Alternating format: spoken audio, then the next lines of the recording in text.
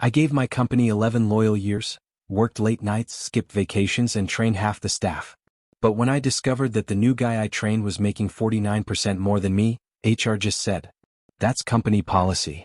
So, I made sure their policy destroyed them from the inside. My name's Ryan Cooper, and for over a decade, I worked at a mid-sized logistics firm called Transaxis Solutions. It wasn't glamorous, but it was stable, and in this economy that was gold. I started as a junior operations analyst, fresh out of college, full of energy, ambition, and belief that hard work gets rewarded. For years I did everything right. Stayed late when shipments were delayed. Volunteered for weekend shifts when systems went down. Helped new hires when the company couldn't afford full training. Every year during reviews I'd hear the same thing. "Ryan, we appreciate your dedication. You're a key part of the team. Keep it up and bigger opportunities will come."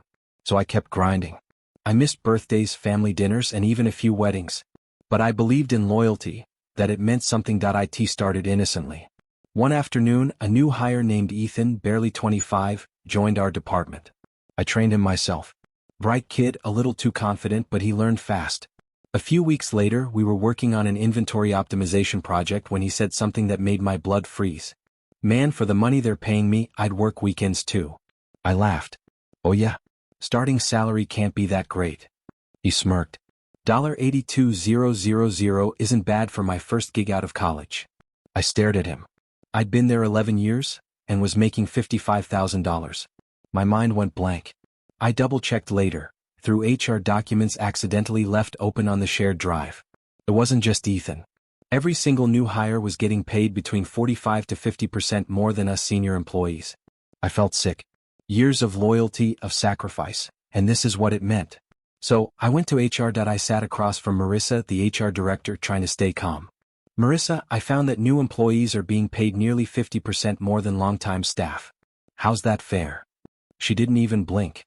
"It's company policy," she said flatly. "We adjust salaries based on current market trends." "So why not adjust our salaries?" I asked. She shrugged. "Budget constraints. But new hires expect more these days. If you don't like it, Ryan, you're free to explore opportunities elsewhere." That line hit like a punch to the gut. 11 years reduced to a shrug. I went home that night furious, but not defeated. I decided then, if this company didn't value loyalty, I'd teach them the real cost of underpaying the people who make things run. Over the years, I'd quietly become the unofficial backbone of operations. I had access to everything: vendor contacts, software systems, even client databases. And I knew something they didn't. The company was on the verge of signing a major 5-year logistics contract worth millions with a new partner, Greenline Freight. I'd been leading the internal prep for months. So, I reached out to a few old co-workers who had also been underpaid and eventually left, talented people the company had driven away. We started brainstorming.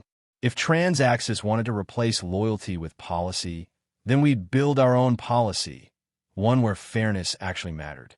Over the next 2 months, we quietly built a new consulting group, Axis Flow Consulting, focusing on supply chain automation. Guess who our first potential client was? Greenline Freight. The day came when Transaxis proudly announced the Greenline deal during an internal meeting. I sat there, poker-faced, knowing what was about to happen.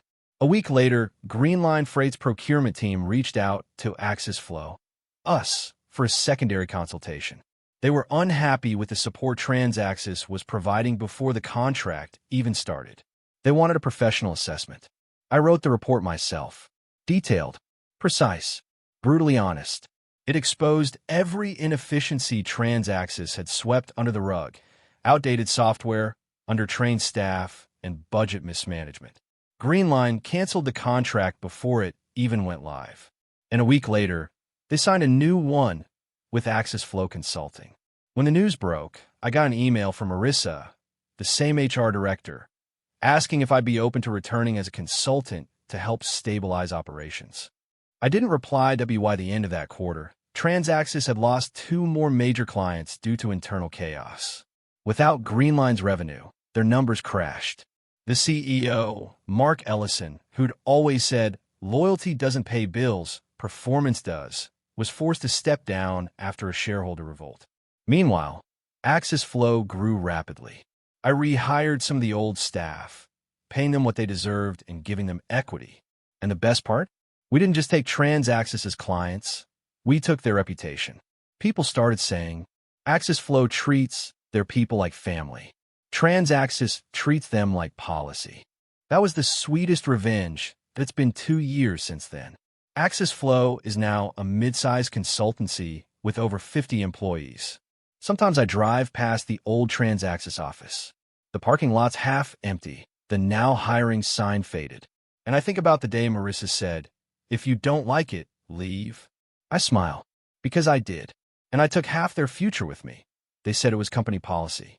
Turns out my revenge was just good business.